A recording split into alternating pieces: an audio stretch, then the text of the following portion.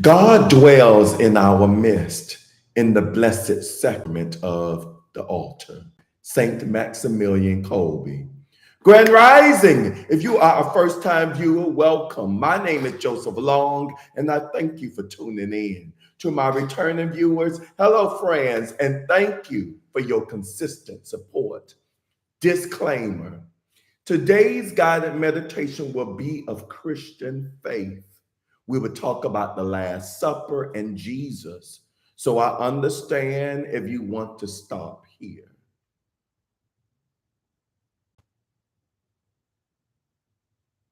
You still with me? Good.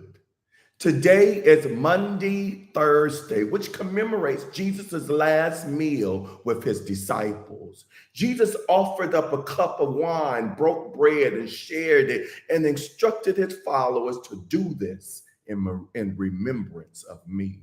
Spiritually understood, wine and bread represent our divine nature as symbols of divine life and spiritual substance.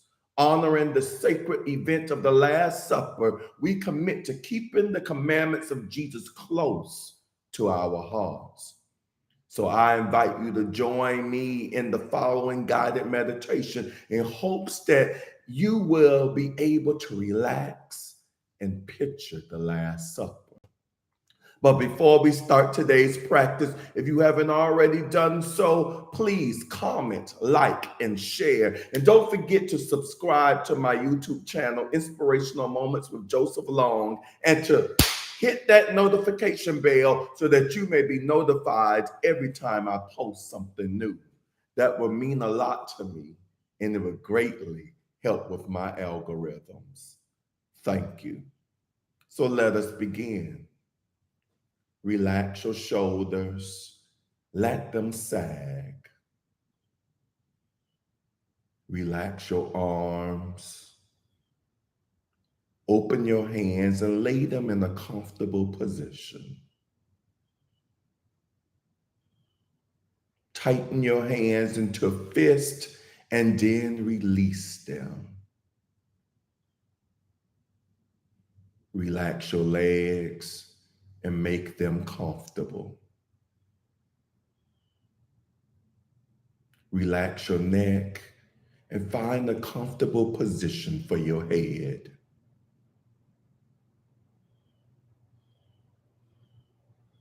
Take a deep breath in, then release. Take another deep breath and relax. Be in the silence.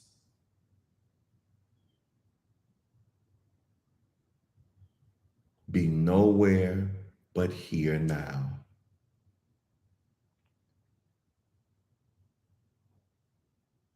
Let your thoughts be released with this next deep breath. Breathe in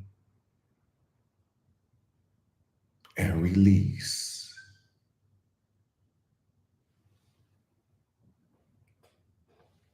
You are walking in the heat of the day down a sandy road.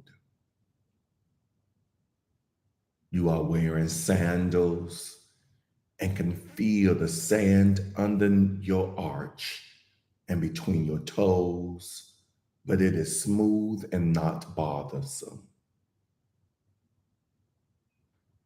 The air is dry and hot, but not humid. You are walking through the middle of a town. There are people scurrying about, packing up their goods on their mules and in baskets, trying to get home before the sun sets. You find yourself drawn to an older building. As you make your way in, you climb the rickety wooden steps to an upper room.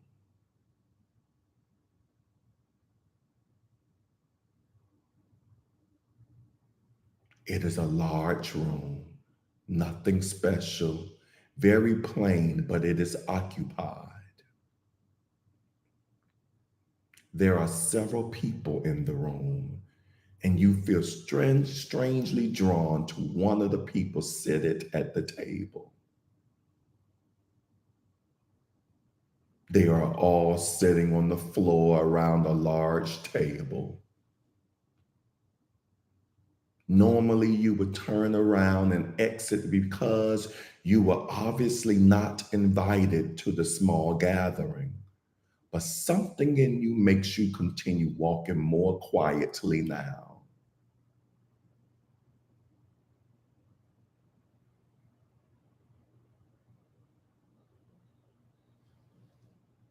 As you approach the table, the people continue talking, except for the one you feel drawn to.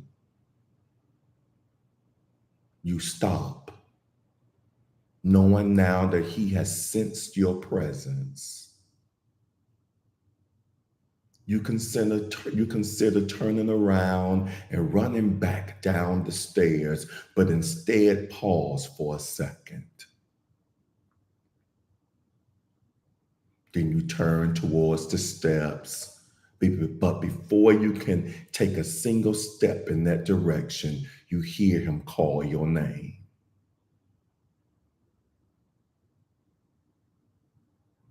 His voice is gentle and inviting. And he says to you, "Come and join us." And again, he says your name. You turn around and are now face to face with this person. You recognize his face, but don't know his name.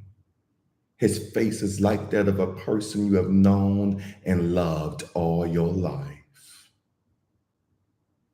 You stand simply staring at him.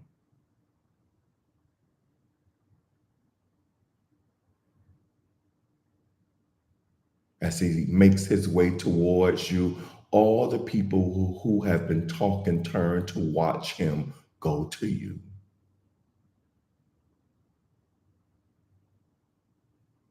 He extends his hand and says, "Come and sit with me."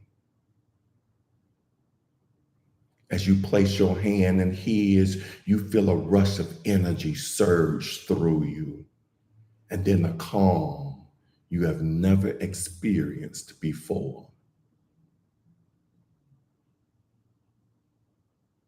You grasp his hand, and he leads you to the table.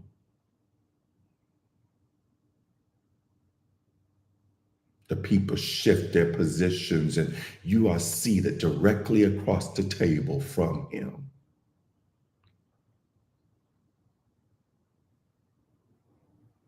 He smiles at you and looks around at his friends. He then bows his head for a moment, maybe to pray. Everyone is silent.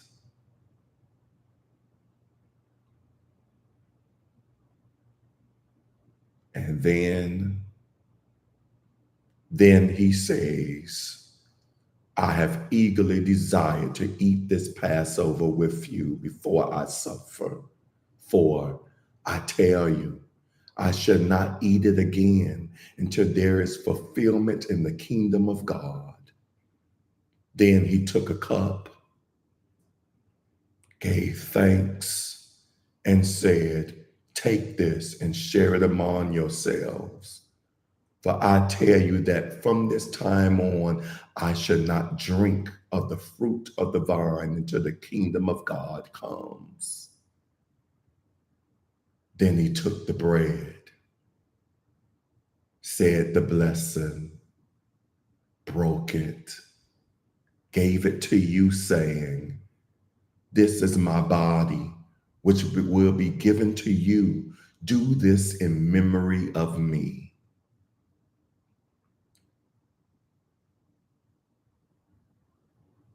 And likewise, the cup after we have eaten, saying, "This cup is the new covenant in my blood, which will be shed for you."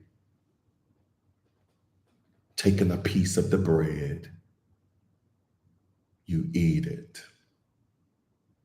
And then as they pass the cup to you, you take a drink. This man, this person that emits peace, makes eye contact with you. And in his brown, gentle eyes, you see only love and compassion. It's as though he is talking to you like no one else is in the room. He is telling you that he loves you.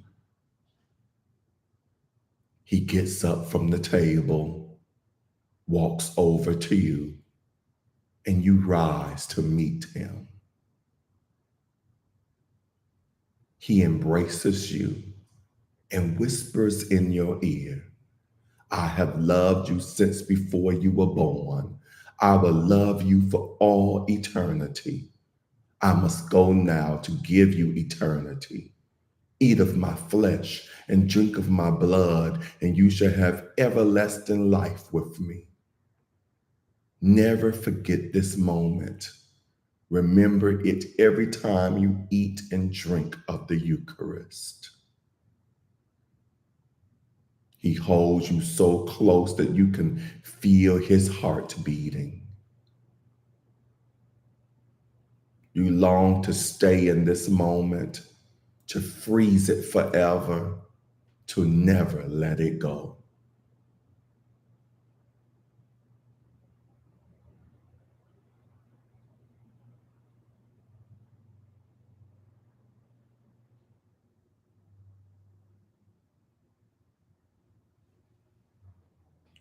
As he slowly breaks your embrace, you watch as he descends the steps. And as though in a blur, you see the people follow him. You blink and look about, and the entire room is empty except for the table.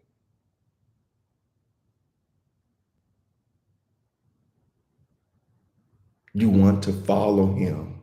You want to feel that peace again, but you can't seem to move.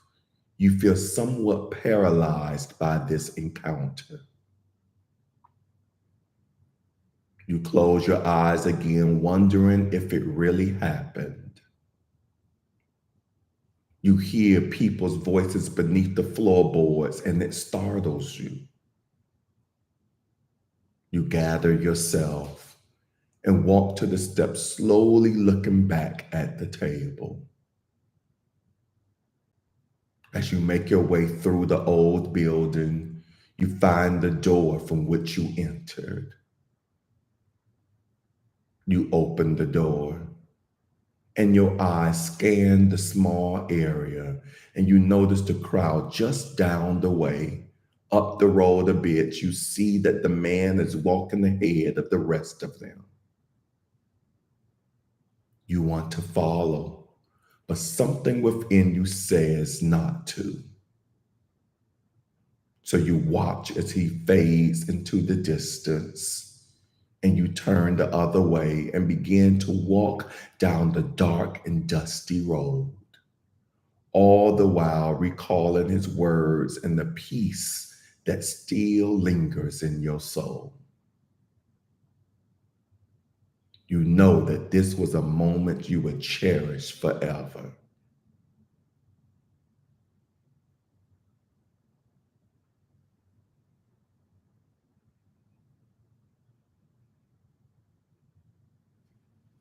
Slowly and quietly take a deep breath in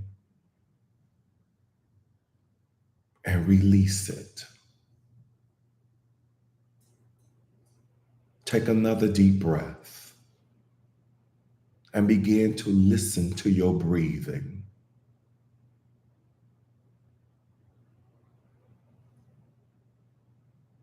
Clench your fist and release them. Stretch your legs and arms gently.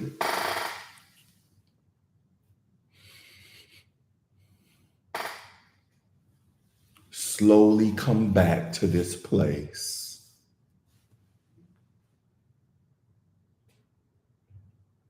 Open your eyes and just sit in the silence for another moment.